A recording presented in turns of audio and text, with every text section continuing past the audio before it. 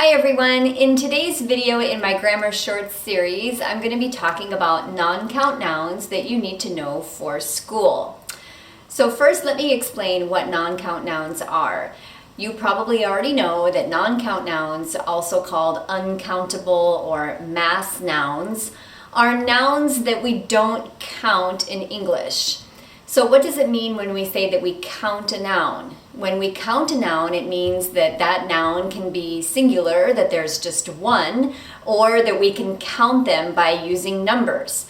Like, for example, we have a pen, that would be a singular noun, and then we can count them. We can say one pen or two pens.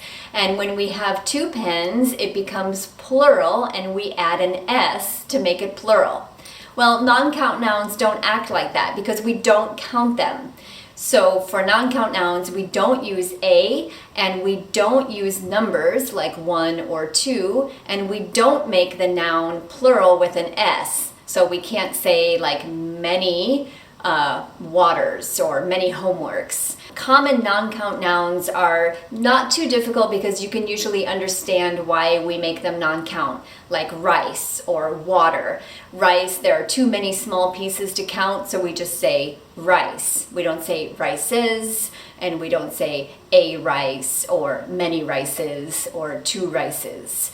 We just say rice. But for some of these that we use for school, they can be a little bit tricky. So let's take a look at the first one.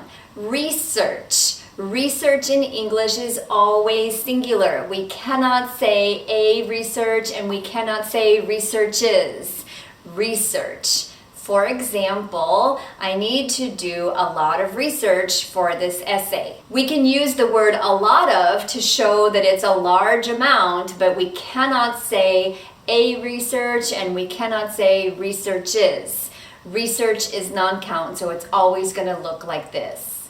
The next one is knowledge. I've gained so much knowledge in this class. So again, knowledge, we don't count it. Let's take a look at the next one. Information. This book contains a wealth of information. A lot of information. We never say informations.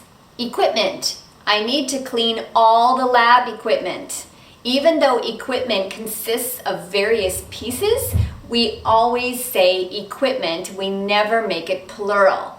It's always equipment because it's like a group noun, kind of like furniture. Inside furniture, we have some pieces. The same thing with equipment. Inside equipment, as a group, we have some pieces, but together that group is just equipment. And finally, homework. I have so much homework. Homework is always non-count. So what happens if you want to specify one of these? Is there a way that you can make them singular? There is. Let me show you. If you want to be specific and talk about one of them, then there are some ways that you can make it singular. For example, with the word research, we could say a research study. That would be a specific research study, an experiment done by a group of people. For the next one, knowledge. Again, this one we don't try to make it singular very often, but for knowledge you could think like a fact or a tip or something specific that you learned, or you could say a piece of knowledge, but that's not very common. The same thing with information. For information, you could also say like a fact or a tip, or you can say a piece of information. How about equipment? Equipment, sometimes we do need to be specific and talk about one piece of equipment. So you can use the word piece, a piece of equipment, or you can use the name for the specific piece of equipment, the computer or the microscope. And finally, for homework, you can say a homework assignment. And this is actually pretty common. We might say, oh, I have so much homework. I have 3 homework assignments for history and 2 assignments for math.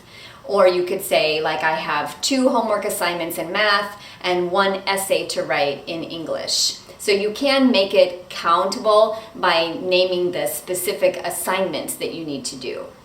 For the next set of non-count nouns I'm going to show you, these are words that we often use in school either to talk about a topic or to talk about fields of study.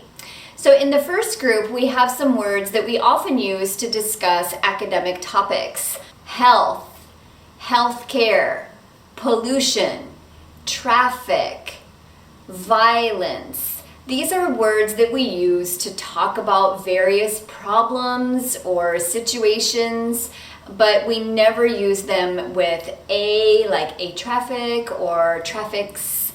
Those are always non-count. Here are a few more: safety, democracy, justice, progress.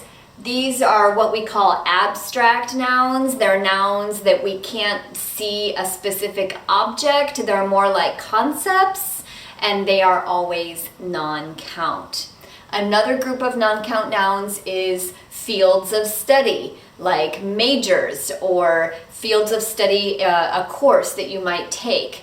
These are always non-count, like science, literature, poetry, biology, chemistry, math, history, psychology. These are fields of study, and we don't use the count form for these. They're always non-count. Remember that learning English is a long journey. Learning another language can take a lifetime.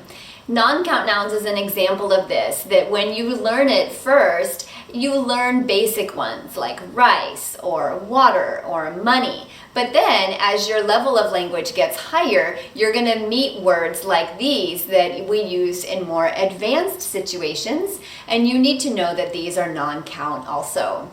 I'll leave a list of these in the description box below, but as always, if you have questions, please let me know in the comments below. I appreciate your support, so please give this video a like, a thumbs up if you enjoyed it, and make sure that you are subscribed. Thanks so much, and I'll see you next time.